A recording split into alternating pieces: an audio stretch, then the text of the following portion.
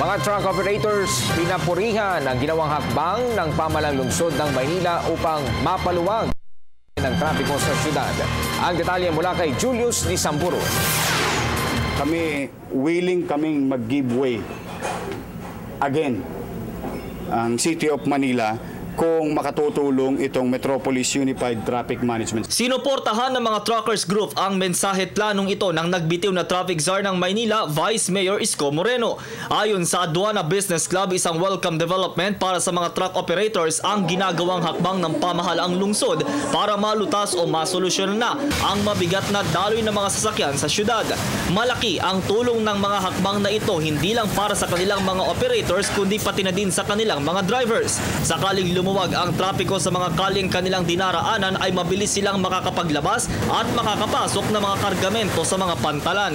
Kasi kung talagang mayu-unified, kasi ang nangyayari ngayon, what is presently, we have the setup ng truck ban.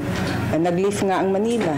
Pagdating mo naman ng Pasay, pagdating mo ng Bacoor, pagdating mo ng Makati, lift yung may truck ban. So hindi ka rin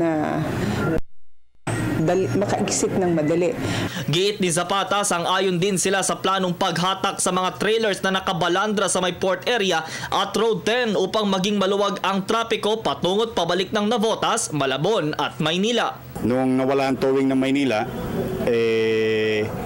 ngayon naman iniiwan na yung trailer sa kalye. May mga umaabuso din na ibang talagang mga kababayan natin. So we call their attention to clear R10 of any obstruction. Yung sa halip na ma-enjoy mo yung malaking kalsada at para yung traffic na maranasan mo less, ganun pa din. So if that would be the drive of City of Manila, it will be good for road users. Umaasa din ang grupo na may positibong dulot din ang pagpapatupad ng pamahalaan ng TABS o Trailer Truck Appointment Booking System. Yung time constraint of coming into the port and going out of the port ay magiging mabilis, magiging effective, walang magiging inconsistencies of problem with the shipping lines, with the importer, with the broker. Maganda sana yun. Misyon ng bayan, ako si Julius Lisamburo.